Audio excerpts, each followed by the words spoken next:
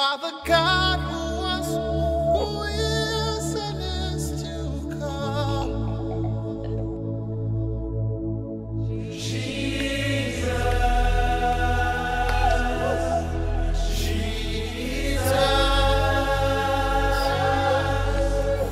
And in you I trust. My life is in your hands, Jesus. You are the miracle working God. And you are Yahweh. You are Yahweh. Béni soit Dieu, le Père de notre Seigneur et Sauveur Jésus-Christ, qui nous a bénis de toutes sortes de bénédictions spirituelles dans les lieux célestes en Christ. Nous avions fait un détour dans nos émissions passées pour parler des événements qui ont lieu en Israël. Alors, nous revenons maintenant sur notre thème principal qui est l'étude sur le royaume messianique. Le règne du Seigneur Jésus-Christ, donc le règne de 1000 ans qui est prophétisé dans les Saintes Écritures. Nous sommes en train de voir depuis un certain temps quels sont les événements ou qu'est-ce qui va se passer pendant ce règne messianique. Mesdames, Messieurs, soyez les bienvenus à votre émission.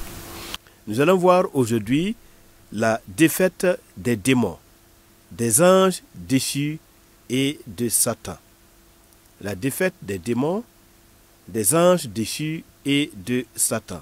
Déjà, lorsque nous lisons dans Luc au chapitre 4, à partir du verset 33 au verset 35, il est écrit « Il se trouva dans la synagogue un homme qui avait un esprit de démon impur et qui s'écria d'une voix forte « Ah, qu'y a-t-il entre nous et toi, Jésus de Nazareth? Tu es venu pour nous perdre. Je sais qui tu es, le Saint de Dieu. » Le Seigneur le menaça, disant « Tais-toi et sors de cet homme. » Et le démon le jeta au milieu de l'assemblée et sortit de lui sans lui faire aucun mal. Nous voyons que, conformément à ce qui est écrit ici, les démons savent qu'ils seront perdus pendant le règne messianique.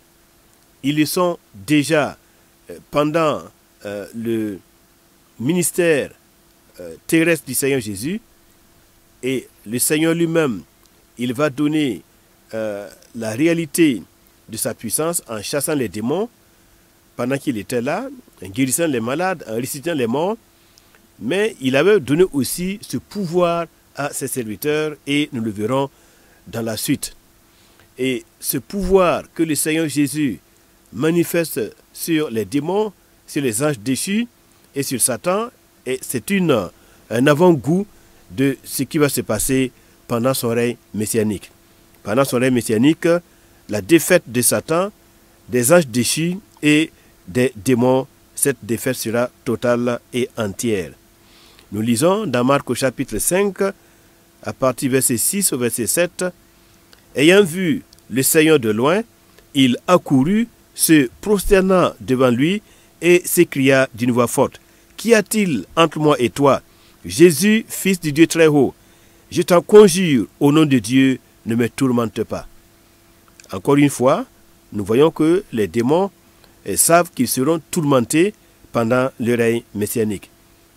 Ils le sont déjà maintenant lorsque le nom du Seigneur Jésus-Christ est invoqué, et ils le seront encore davantage pendant le règne messianique. Donc, dans la période actuelle, ce que l'on peut dire, c'est que les croyants chrétiens ont déjà le pouvoir sur les puissances démoniaques. Mais dans plusieurs religions, les adeptes ne peuvent rien faire que de collaborer avec ces démons qu'ils appellent les djinns.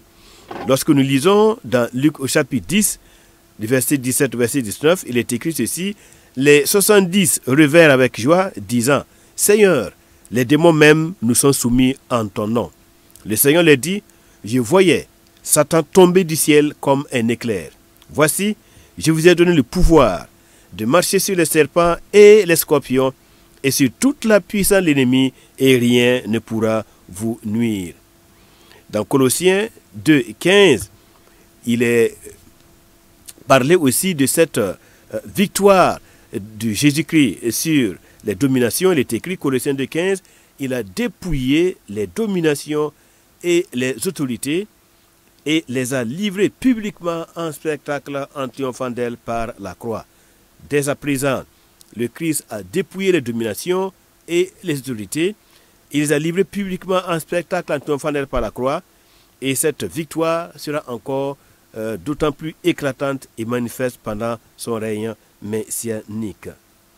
Dans Jean chapitre 12, verset 31, toujours dans la même pensée de la victoire de Christ et de la chute de Satan, de la défaite de Satan et des démons, il est écrit, Jean 12, 31, « Maintenant a lieu le jugement de ce monde. Maintenant, le prince de ce monde sera jeté dehors. » Donc, dès le ministère du Seigneur Jésus-Christ, eh bien, le prince de ce monde, qui est Satan, le serpent ancien, il est jeté hors du royaume de Dieu, il est jeté hors de la créature de Dieu, il est anéanti, il est vaincu et il le sera encore davantage pendant le règne messianique. Dans 2 Thessaloniciens, au chapitre 2, verset 7 au verset 8, il est écrit « Car le mystère de l'iniquité agit déjà. Il faut seulement que celui qui le retient encore ait disparu.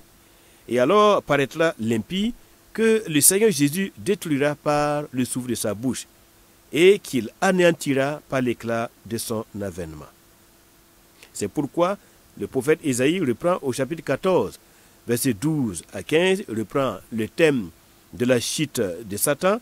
« Te voilà tombé du ciel, astre brillant, fils de l'aurore, tu es abattu à terre, toi le vainqueur des nations. Tu disais en ton cœur, je monterai au ciel, je lèverai mon trône au-dessus des étoiles de Dieu, je m'assirai sur la montagne de l'assemblée, à l'extrémité du septentrion.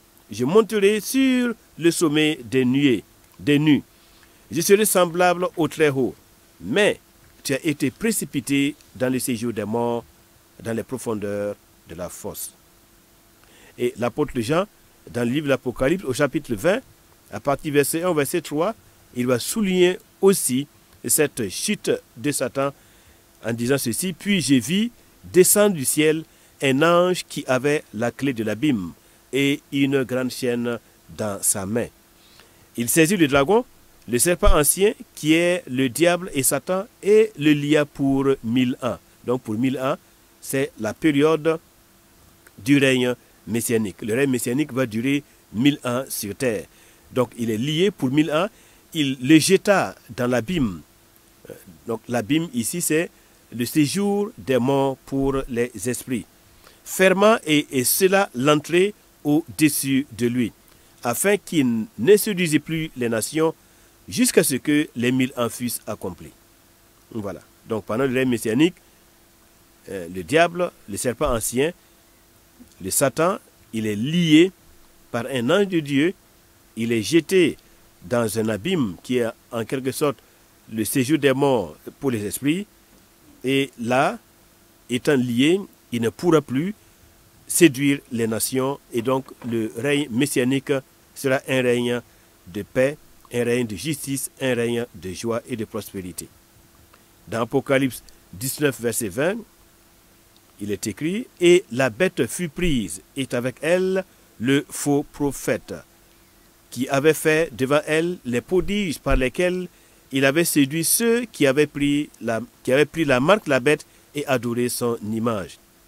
Ils furent tous les deux jetés vivants dans l'étang ardent de feu et de soufre, bien sûr pour être tourmentés au siècle des siècles. » Nous voyons donc le diable, le serpent ancien, qui est lié pendant le règne messianique.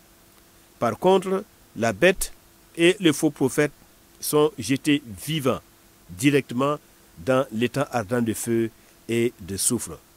Donc on récapitule, pendant le règne messianique, le diable sera lié, d'accord?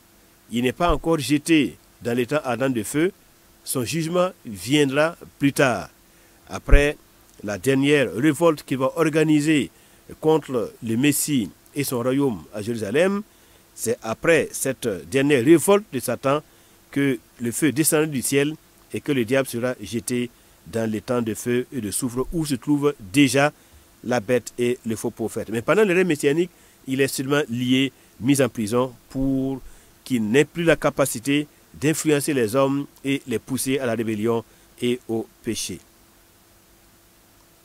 Ainsi donc, dans Apocalypse chapitre 12, verset 10, il est écrit « Et j'entendis dans le ciel une voix forte qui disait « Maintenant, le salut est arrivé, et la puissance, et le règne de notre Dieu, et l'autorité de son Christ. Car il a été précipité, l'accusateur de nos frères, celui qui les accusait devant notre Dieu, jour et nuit. Ils l'ont vaincu à cause du sang de l'agneau et à cause de la parole de leur témoignage, et ils n'ont pas aimé leur vie jusqu'à craindre la mort. » Dans ce texte de Apocalypse chapitre 12, verset 10, il est écrit « Maintenant, le salut est arrivé ». Cette expression « maintenant » parle de la période messianique, du temps messianique. Le salut est arrivé, donc le salut est consommé, il est réalisé, et la puissance de Dieu, le règne de notre Dieu, l'autorité de son Christ, encore une fois, ce sont des expressions qui parlent du règne messianique. Alors, donc tout cela est réalisé, et à partir de ce moment, les frères et les sœurs, tous ceux qui ont cru en Christ, peuvent se réjouir de la grande victoire qui a été acquise sur Satan et sur ses machinations et sur son royaume. Et l'Écriture dira, ils l'ont vaincu, donc la cause de la victoire, ce qui fait que le peuple de Dieu est vainqueur, c'est à cause du sang de Jésus-Christ, le sang de l'agneau, qui annulait toutes les accusations portées contre eux devant le trône de Dieu. Le sang de Jésus-Christ était là comme témoin que les fautes, les transgressions, les iniquités des hommes et des femmes qui ont cru en Jésus-Christ, qui ont mis leur foi en Dieu par Jésus-Christ, leurs fautes ont été châtiées, ont été jugées, selon qu'il est écrit, le salaire du péché, c'est la mort. Mais le don gratuit de Dieu, c'est la vie éternelle en Jésus-Christ, notre Seigneur. Nous allons passer à un autre point, quelque chose d'aussi important après la défaite de Satan, des démons et des anges déchus, quelque chose d'aussi important qui va se passer, c'est notamment l'agrandissement du royaume d'Israël. C'est-à-dire que Israël va atteindre, pendant le règne messianique, une certaine prospérité qu'on appelle l'âge d'or d'Israël. Le royaume sera agrandi.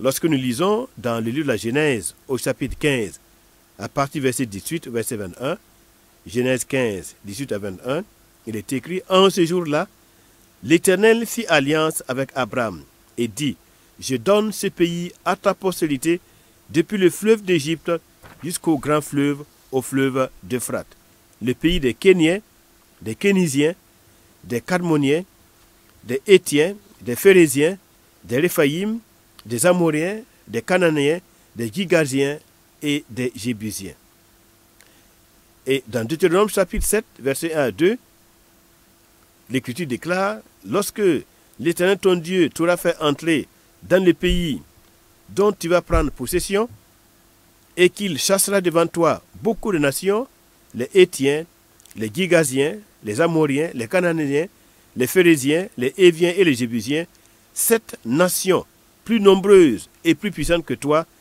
lorsque l'Éternel ton Dieu te les aura livrés et que tu les auras battus, tu les dévoueras par interdit, tu ne traiteras point d'alliance avec elles et tu ne les feras point grâce. » Lorsque nous comparons ces deux passages de Genèse chapitre 15, 18 à 21 et de Deutéronome chapitre 7, versets 1 à 2, on se rend compte que la promesse initiale que Dieu a eu à faire, c'est de les promettre, de les donner le territoire des 10 nations, dont nous avons cité les noms ici.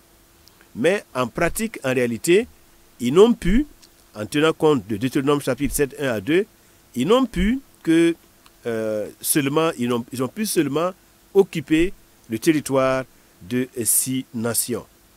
Alors, donc on voit bien qu'ils n'ont pas pu occuper la totalité du territoire qui leur avait été promis. Et cela, nous avons déjà expliqué les raisons pour lesquelles Ils n'ont pas pu le faire, c'est notamment suite à leur désobéissance et aussi parce que les ancêtres Abraham et Isaac avaient déjà fait des alliances permanentes avec les Philistins en la personne du roi Abimelech, le roi Abimelech. Maintenant, nous lisons dans Romains chapitre 9, partie verset 2 au verset 5. Là, nous verrons que c'est le Messie, le Seigneur Jésus-Christ, c'est lui qui va accomplir les promesses qui ont été faites au Père. C'est lui qui a la dignité, c'est lui qui est l'héritier véritable, la postérité véritable d'Abraham, et c'est donc lui qui aura la dignité parce qu'il est le saint serviteur de l'Éternel. C'est lui qui aura la dignité de réaliser, d'accomplir les promesses, toutes les promesses qui ont été faites au Père. L'apôtre écrit dans Romains chapitre 9, versets 2 à 5 en disant « J'éprouve une grande tristesse et j'ai dans le cœur un chagrin continuel. Car je voudrais moi-même être anathème et séparé de Christ pour mes frères, mes parents selon la chair, qui sont israélites, à qui appartiennent l'adoption et la gloire, et les alliances, et la loi, et le culte, et les promesses, et les patriarches, et de qui est issu, selon la chair, le Christ, qui est au-dessus de toutes choses, Dieu béni éternellement. Amen. » Donc on voit dans ce passage que l'apôtre parle des promesses qui ont été faites au Père. Il est dit, mes parents selon la chair, qui sont israélites, à qui appartiennent l'adoption, la gloire, les alliances, et la loi, et le culte, et les promesses, et les patriarches, et de qui est issu selon la chair, le Christ qui est au-dessus de toutes choses, Dieu béni éternellement. Donc les promesses qui ont été faites au Père, eh bien c'est le Messie qui aura la dignité et l'ainsi honneur de réaliser entièrement toutes ces promesses. En effet, dans 2 Corinthiens, chapitre 1, verset 20, l'Écriture déclare « Car pour ce qui concerne toutes les promesses de Dieu, c'est en lui, c'est-à-dire c'est en Jésus-Christ le Messie, c'est en lui qu'est le oui, c'est-à-dire l'accomplissement. Le oui, c'est l'accomplissement. C'est pourquoi encore l'amen par lui est prononcé par nous à la gloire de Dieu. » Et toujours l'apôtre Paul dans le 15e chapitre du livre de Romains, au chapitre 8, Romains 15, 8, il dit « J'ai dit en effet que Christ a été serviteur des circoncis pour prouver la véracité de Dieu en confirmant les promesses faites au Père. » On voit bien que c'est le Christ en tant que serviteur de Dieu, serviteur des hommes, serviteur des Hébreux, des Juifs, c'est lui qui va accomplir et réaliser les promesses que le Père, Dieu le Père, avait faites aux patriarches d'Israël et aux enfants d'Israël. Dans Jérémie 23, versets 5 à 6, parlant du Messie et de tout ce qu'il va accomplir pour Israël, il est écrit « Voici, les jours viennent, dit l'Éternel, où je susciterai à David un germe juste. Il régnera en roi et prospérera. Il pratiquera la justice et l'équité dans le pays. En son temps, Juda sera sauvé. » Donc en son temps, pendant le règne messianique de Messie, le règne messianique de Jésus-Christ, ou donc en son temps, pendant son règne, Juda sera sauvé. Israël aura la sécurité dans sa demeure. Et voici le nom dont on l'appellera l'Éternel, notre justice. Yahvé Sidkenu. Hachem Sidkenu. Le prophète Zacharie, lui, il en parle au chapitre 9, à partir du verset 16 au verset 17. Il dit, « L'Éternel, leur Dieu, les sauvera en ce jour-là. » En ce jour-là, c'est-à-dire pendant le règne messianique, comme le troupeau de son peuple, car ils sont les pierres d'un diadème qui brilleront dans son pays. Donc pendant le règne messianique, eh bien, le peuple d'Israël sera comme un troupeau, et ils seront aussi, individuellement, ils seront comme des pierres d'un diadème, et ils vont briller dans le pays de l'Éternel, dans le pays de Emmanuel, dans le pays du Messie. Alors l'Écriture continue en disant, « Oh, quelle prospérité pour eux, quelle beauté! Le froment fera croître les jeunes hommes et le mou les jeunes filles. » Maintenant, nous allons essayer d'explorer quelques promesses qui ont été faites aux pères. Et les pères, les plus grands, on va dire, les plus grandes promesses ont été faites d'abord à Abraham et ensuite au roi David. À Abraham d'abord. Dans Genèse chapitre 12, verset 1 à 3, l'Éternel dit à Abraham, va-t'en de ton pays, de ta patrie et de la maison de ton père, dans le pays que je te montrerai. Je ferai de toi une grande nation. Donc, première promesse, faire d'Abraham une grande nation. Et je te bénirai. Abraham sera béni. Je rendrai ton nom grand, son nom sera grand. Et tu seras une source de bénédiction. Je bénirai ceux qui te béniront. Et je maudirai ceux qui te maudiront. Et toutes les familles de la terre seront bénies en toi. Voilà la promesse initiale qui a été faite à Abraham en tant que le premier patriarche de la nation d'Israël. Donc la promesse est claire ici, je ferai de toi une grande nation. Maintenant, dans Deutéronome au chapitre 28, versets 12 à 13, il est écrit, l'Éternel t'ouvrira son bon trésor, le ciel, pour envoyer à ton pays la pluie en son temps. Les pluies sont insuffisantes en Israël, on le sait, c'est plutôt le désert, la sécheresse, les incendies dus à la chaleur. Et pour bénir tout le travail de tes mains, l'Écriture dit, tu prêteras à beaucoup de nations et tu n'emprunteras point. L'Éternel fera de toi la tête, voilà, la tête et non la queue. Tu seras toujours en haut et tu ne seras jamais en bas. Lorsque tu obéiras au commandement de l'Éternel ton Dieu que je te prescris aujourd'hui, lorsque tu les observeras et les mettras en pratique. Donc on voit que Dieu avait promis à Abraham que sa postérité deviendra une grande nation. Et c'était la promesse, cette promesse devait s'accomplir et voir Israël devenir la première des nations. Mais on voit qu'en réalité, à cause de toutes les désobéissances d'Israël, eh bien, cette promesse qui avait été faite à Abraham n'a pas été entièrement réalisée. Au lieu d'être la première des nations, nous pensons qu'aujourd'hui, Israël se trouve au 8e rang de puissance mondiale. Bien, mais le Messie, lorsqu'il sera là, eh bien, Israël reprendra sa position prééminente parmi les nations. L'Écriture dit aussi, tu seras une source de bénédiction. Genèse 3, 8. Donc, l'Écriture, prévoyant que Dieu va justifier les païens par la foi, a d'avance annoncé cette bonne nouvelle à Abraham. Toutes les nations seront bénies en toi. De sorte que ceux qui croient sont bénis avec Abraham le croyant. Donc, l'Écriture avait prévu que le salut du monde, le salut des âmes, le salut des hommes, c'est-à-dire le pardon des péchés et l'adoption de chaque être humain comme fils de Dieu, ce salut-là viendrait par Abraham, par la postérité d'Abraham. Et on voit bien que c'est à travers le Messie, fils d'Abraham, que cette promesse est réalisée. Le salut de Dieu, la grâce de Dieu, le pardon de Dieu, l'adoption, la régénération, le pardon des péchés, tout cela est accordé généreusement par Dieu le Père à toutes les nations, à tous les hommes et à toutes les familles des peuples qui lui font confiance à travers le sacrifice de son Fils, le Seigneur Jésus-Christ, son saint serviteur. Alors, Galates reprend ce même thème en disant, Galates chapitre 3, verset 14, afin que la bénédiction d'Abraham, donc c'est dont nous venons de parler, la bénédiction d'Abraham eut pour les païens son accomplissement en Jésus-Christ, et que nous puissions recevoir et que nous ressuscitions par la foi l'Esprit qui avait été promis. Voilà.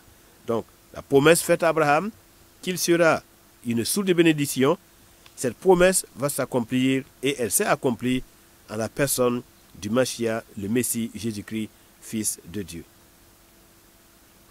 Nous allons explorer maintenant les promesses qui ont été faites au roi David. Nous avons pris deux grandes figures d'Israël, deux pères d'Israël, pour voir quelles sont les promesses qui leur ont été faites.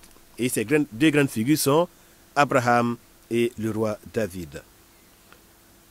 Dans 2 Samuel, chapitre 7, À partir du verset 16, il est écrit, 2 Samuel chapitre 7, verset 16, c'est Dieu qui parle au roi David, ta maison et ton règne seront pour toujours assurés, ton trône sera pour toujours affermi.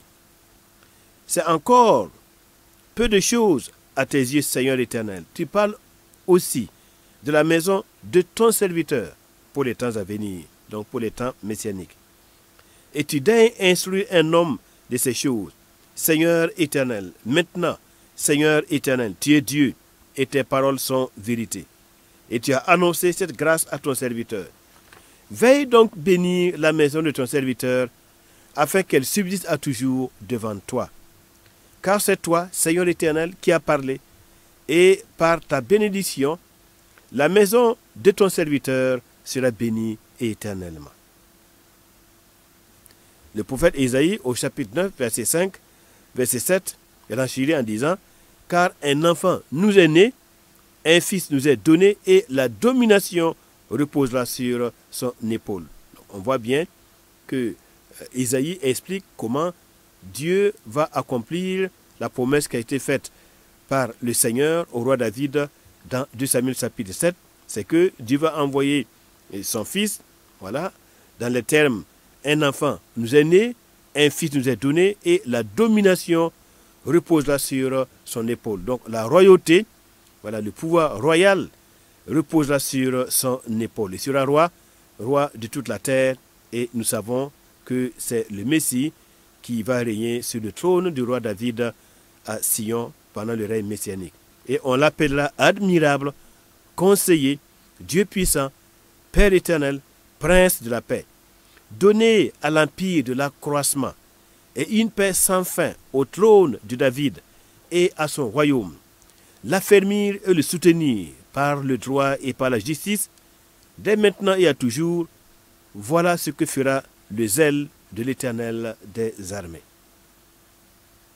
Donc, l'enfant naîtra, il va recevoir le pouvoir, le sceptre royal, et il va agrandir et accroître le royaume de David.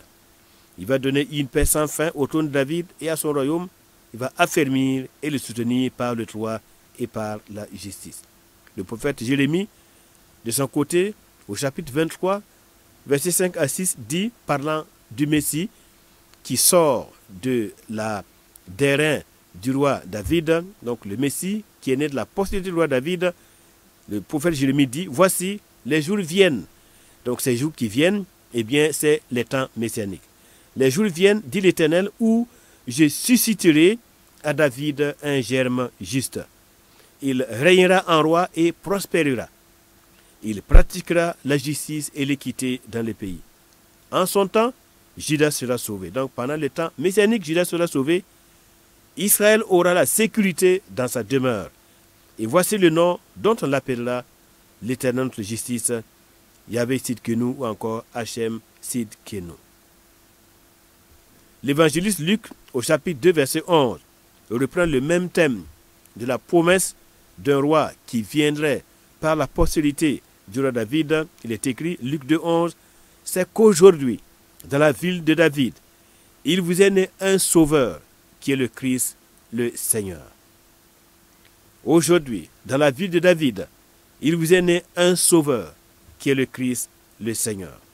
Et Luc chapitre 1, 32 à 33, il est dit, il sera grand et sera appelé fils du Très-Haut. Et le Seigneur Dieu lui donnera le trône de David son père. Il régnera sur la maison de Jacob éternellement et son règne n'aura point de fin. Tous ces passages font sortir la promesse que Dieu a faite au roi David, eh bien, d'envoyer un de ses descendants comme roi, comme Messie, comme sauveur et qui va gouverner toute la maison du roi David et qui va régner sur son trône pendant 1000 ans. Il sera grand, il sera appelé fils du Très-Haut et le Seigneur Dieu lui donnera le trône de David, son père. En hébreu, cela se dit Vehu Gadol Yihye Uven Elion Yikare Ladonai Elohim Yitenlo Et Kise David Aviv Umala Albert Yahakov Leholam Vahed Ulmal Uto Enkes. Il sera grand et sera appelé Fils du Très-Haut. Et le Seigneur Dieu lui donnera le trône de David, son père. Et c'est pourquoi nous attendons que le Messie vienne prendre le règne du trône, le règne sur le trône de David, son père, qu'il vienne établir définitivement le règne de Dieu en s'asseyant sur le trône de David à Jérusalem, sa montagne sainte. Les évangélistes, les apôtres plutôt, les apôtres, après la résurrection du Seigneur, étant bien imprégnés de cette réalité que les promesses faites au Père Abraham et le roi David s'accomplissent en Christ, il dit ceci, Actes chapitre 3, versets 19 à 21, « Répentez-vous donc et convertissez-vous pour que vos péchés soient effacés, afin que des temps de rafraîchissement viennent de la part du Seigneur. » Les temps de rafraîchissement qui viennent de la part du Seigneur, ce sont les temps messianiques. Et qu'il envoie celui qui vous a été destiné, Jésus-Christ, que le ciel doit recevoir. Et nous savons qu'actuellement, Christ est assis à la droite du Père, à la droite du trône. Donc le ciel l'a reçu et il doit y rester jusqu'au temps du rétablissement de toutes choses. Donc jusqu'au jour où il doit redescendre avec les anges de sa puissance, avec la gloire de son Père. Donc au temps où il doit revenir dans le monde, cela s'appelle l'avènement de Christ ou bien le retour de Christ. Et là, il va rétablir toutes choses. Il va rétablir le royaume d'Israël, c'est-à-dire le règne de David, dont Dieu a parlé anciennement par la bouche de ses saints prophètes d'autrefois. Amos, lui aussi, aborde le même thème au chapitre 9, verset 11, en disant « En ce temps-là, je relèverai de sa chute la maison de David. J'en réparerai les brèches, j'en redresserai les ruines, et je la rebâtirai comme elle était autrefois. » La restauration du royaume d'Israël, le royaume de David.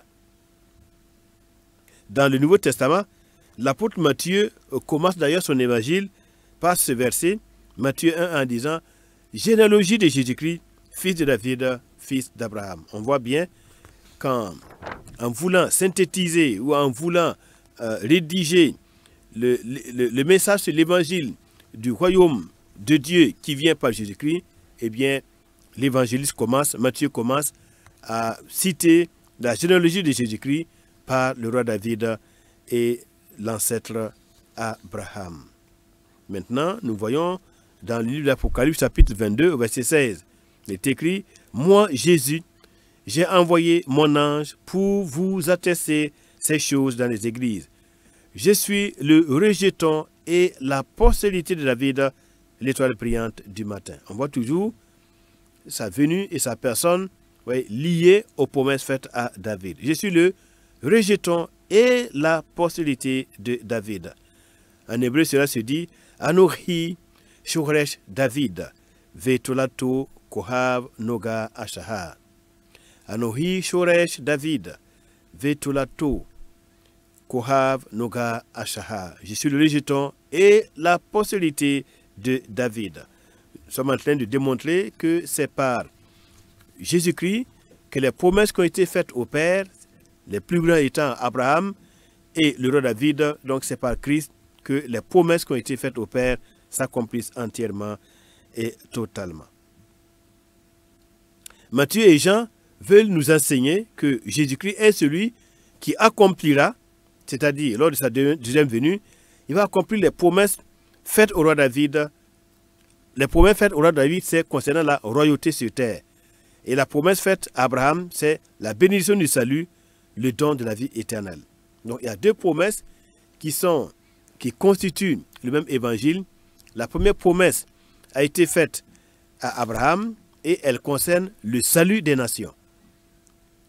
Promesse pour le salut. Et en vertu de cette promesse, tous ceux qui croient en Jésus-Christ et qui le reçoivent dans leur cœur, dans leur âme, dans leur esprit comme leur Seigneur et leur Sauveur, qui croient en son sacrifice comme étant le leur, comme étant, acceptant Christ comme étant leur substitut, eh bien Dieu leur donne le pardon des péchés, il leur donne la vie éternelle et ils auront donc le droit de vivre dans la nouvelle terre et le nouveau ciel qui va descendre, que Dieu va créer après le règne messianique. Ils auront le droit de participer eh bien, à la vie éternelle dans l'éternité qui vient. Maintenant, en ce qui concerne la deuxième promesse, elle a été faite au roi David. Et elle concerne la royauté, le règne de Jésus-Christ sur notre terre pendant 1000 ans. Donc vous voyez, mesdames, messieurs, ce ne sont pas les mêmes promesses. La promesse faite à Abraham, c'est le salut.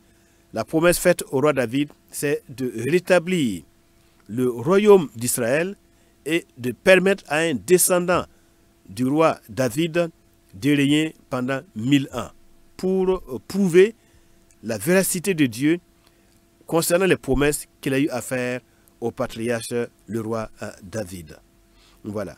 Et si nous avons une connaissance bien précise de la réalité de ces deux promesses, eh bien cela nous permettra de ne pas confondre les versets des Saintes Écritures et de ne pas confondre les messages, de ne pas confondre les alliances, l'alliance avec Abraham et l'alliance avec le roi David. Cela nous permettra de bien comprendre les Saintes Écritures. Or, ce n'est pas le cas actuellement et beaucoup de nos frères et de nos sœurs font de grandes confusions, voilà, et ne distinguent pas la promesse du royaume et la promesse du salut. Ils prennent le royaume comme étant le salut et le salut comme étant le royaume. Non, il faut bien faire la distinction. Le salut, ce n'est pas le royaume et le royaume, ce n'est pas le salut. Voilà.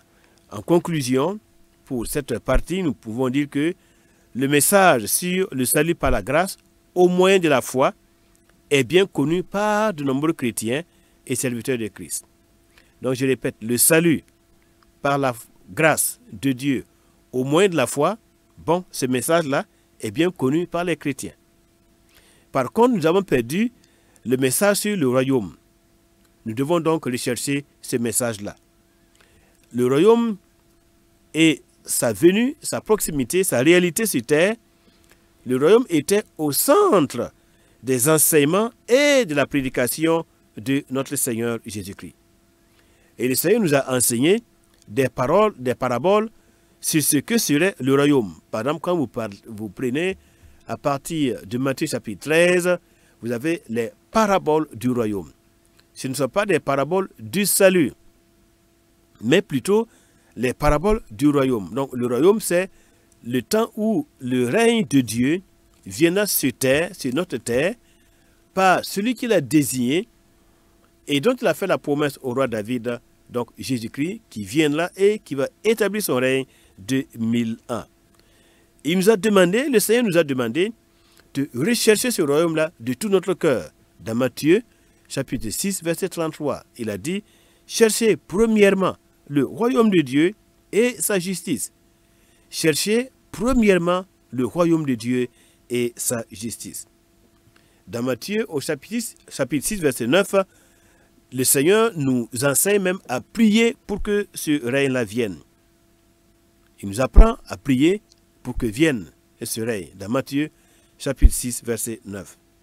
Et il nous dit de nous repentir.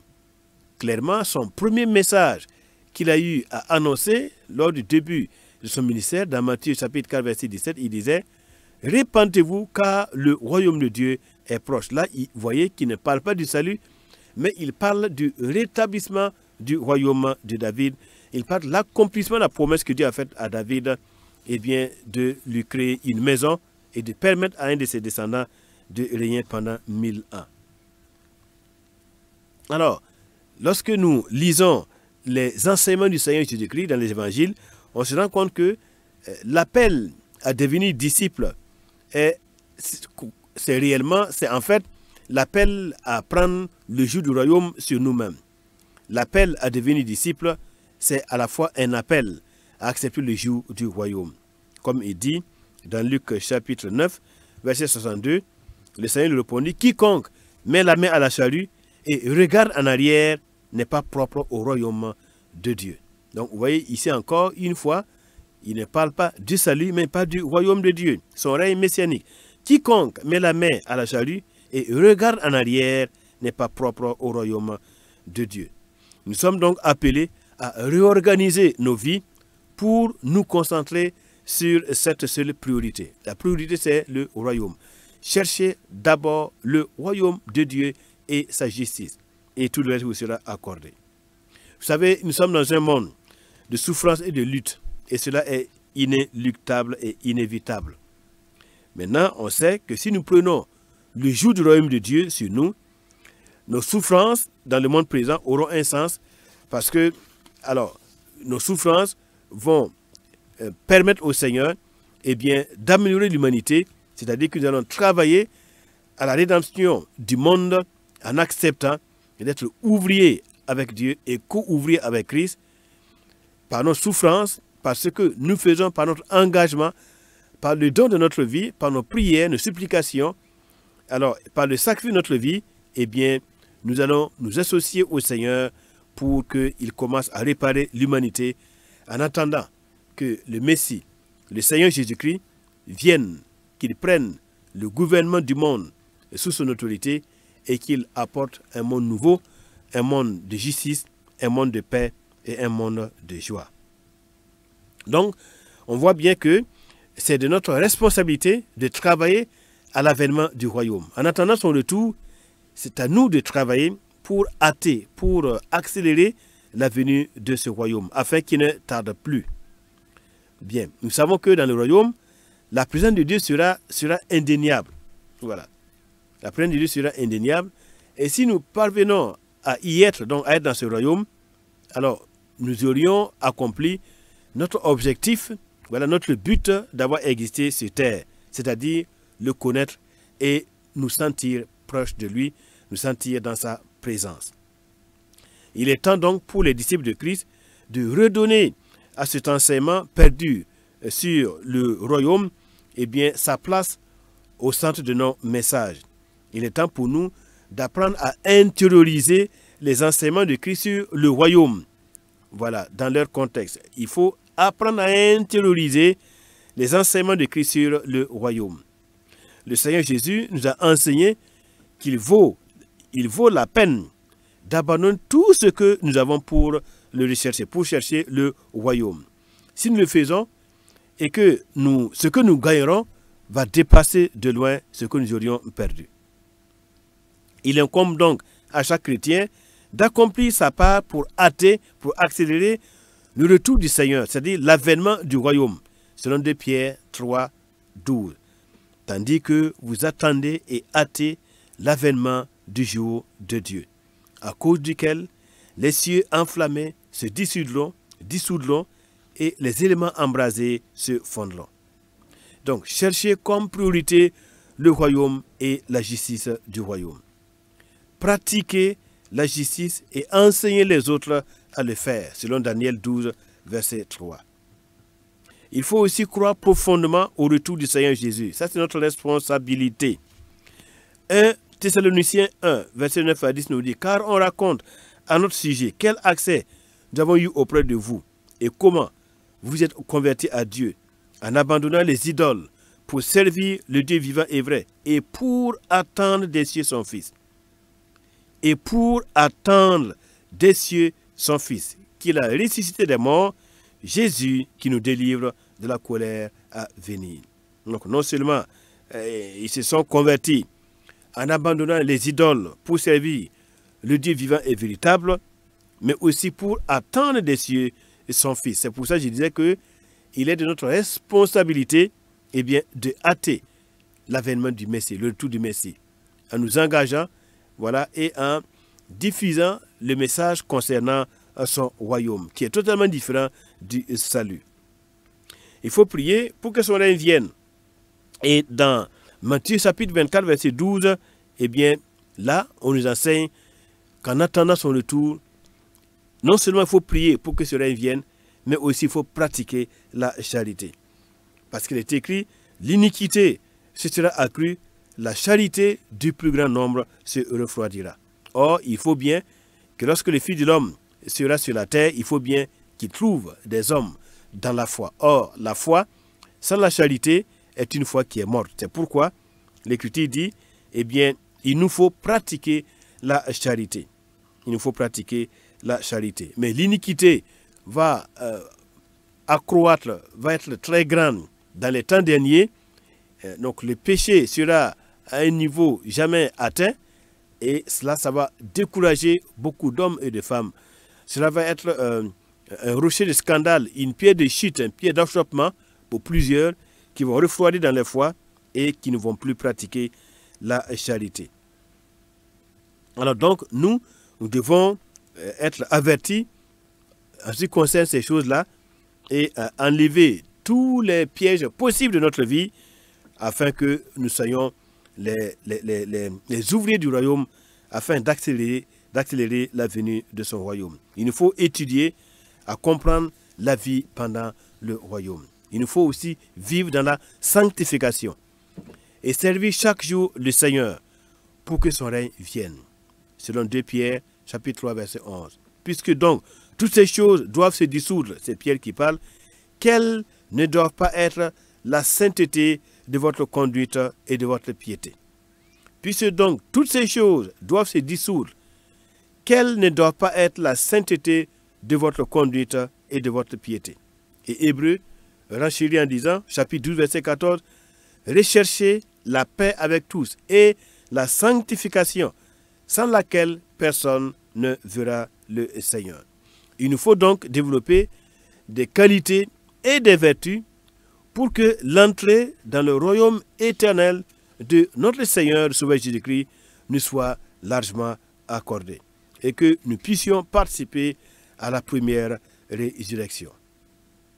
Lorsque nous lisons 2 Pierre, chapitre 1, verset 11, il est écrit, c'est ainsi en effet que l'entrée dans le royaume éternel de notre Seigneur Jésus-Christ vous sera largement accordée. On voit bien ici que l'entrée dans le royaume de notre Seigneur, cette entrée est conditionnée par non seulement la foi, mais la foi doit être accompagnée par d'autres vertus. À la foi, il nous faut ajouter la charité, l'amour fraternel, la tempérance, la piété, la persévérance, etc. Selon ce que nous dit l'apôtre Pierre. Et donc, on comprend que pour entrer dans le royaume de notre Seigneur Sauveur Jésus-Christ, pour participer à la première résurrection, eh bien, pour voir la gloire du Seigneur se manifester dans son royaume, nous devons aller beaucoup plus que le salut. Le salut est un don de Dieu, et ce salut, Dieu ne se répand pas de ce salut. Quiconque invoque le nom du Seigneur sera sauvé, il sera pardonné de ses fautes, sera adopté comme fils de Dieu. Mais en ce qui concerne l'entrée dans le royaume, eh bien, il nous faut beaucoup plus que cela. D'ailleurs, il est écrit, si votre justice ne surpasse celle des scribes et des pharisiens, vous n'entrerez pas dans le royaume de Dieu. Il n'est pas dit, vous n'entrerez pas dans le paradis de Dieu, mais dans le royaume de Dieu. Le royaume de Dieu, c'est le règne de Jésus-Christ sur terre. Mais nous savons que plusieurs chrétiens confondent le royaume de Dieu avec le paradis, avec le sein d'Abraham. Le royaume de Dieu, eh bien, c'est une expression typiquement juive qui veut dire le règne du Messie sur terre, le règne messianique sur terre, en l'occurrence le rétablissement de la royauté d'Israël, le rétablissement du royaume d'Israël par celui qui est de la postérité du roi David. Mesdames, Messieurs, il nous faut donc réétudier et réélire les Saintes Écritures, il nous faut relire les Saintes Écritures, bien réétudier les Saintes Écritures pour avoir une compréhension beaucoup plus claire afin de ne pas confondre les deux évangiles, l'évangile du salut et l'évangile de la grâce. Si nous lisons attentivement, Dieu, par son esprit, nous permettra de comprendre la nécessité de nous préparer dès à présent pour participer au royaume messianique qui vient. Et pour participer à ce royaume, il y a des conditions qui sont libellées, notamment à partir des paraboles sur le royaume. Matthieu chapitre 13 et ainsi de suite. Et en allant, vous verrez les conditions qu'il faut remplir pour entrer dans le royaume messianique. Et ces conditions ne sont pas les mêmes que les conditions du salut, du pardon des péchés pour aller dans le paradis de Dieu au ciel. Tandis que le royaume, eh bien, c'est la présence de Christ et son règne sur cette terre. Le salut, eh bien, c'est le fait d'avoir le pardon des péchés et de pouvoir être enfant de Dieu. Mais cela, il faut bien comprendre, on peut bien être sauvé, on peut avoir son nom écrit dans le livre de vie de l'agneau et cependant ne pas participer à la première résurrection. Or, c'est seulement ceux qui vont participer à la première résurrection qui pourront entrer dans la salle de noces, dans le festin de noces de l'agneau qui aura lieu lorsqu'il descendra du ciel avec les gens de sa puissance. Et ce règne avec le festin aura lieu, bel et bien lieu à Jérusalem. Mesdames, Messieurs, eh bien, c'est un sujet qui est complexe, qui demande beaucoup d'attention, beaucoup d'études, beaucoup de réflexion. Eh bien, nous sommes invités justement à étudier les Saintes Écritures. Comme le Seigneur disait à Josué, médite cette Écriture jour et nuit pour agir fidèlement selon ce qui est écrit. C'est alors que tu auras du succès dans tes entreprises, c'est alors que tu réussiras. Eh bien, si nous étudions les Saintes Écritures, nous verrons que ce qui est imminent actuellement, c'est le retour de Jésus-Christ, c'est le règne messianique, l'évangile du royaume. Voilà. Ce qui concerne le salut, eh bien, tous ceux qui ont accepté le Christ, comme je le dis encore, je le répète, eh bien, tous ceux qui ont accepté le Christ, eh bien, s'ils demeurent dans la foi, dans la sanctification, leur nom est déjà écrit dans le livre de vie de l'agneau, et donc il n'y aura plus de jugement pour eux. Mais si on n'est pas revêtu des vêtements les vêtements qui sera exigé pour entrer dans la salle de noces de l'agneau, eh bien, on ne pourra pas participer à la première résurrection et au règne messianique. Que le Seigneur nous aide à comprendre toutes ces notions et à nous préparer, afin qu'à son retour, nous soyons prêts, comme une épouse préparée et qui est prête à entrer dans la salle de noces avec son époux. Que Dieu vous bénisse dans le précieux nom du Seigneur Jésus-Christ. À Dieu notre Père, par Jésus-Christ notre Seigneur, soit l'honneur et la gloire, la richesse et la force au siècle des siècles. Amen.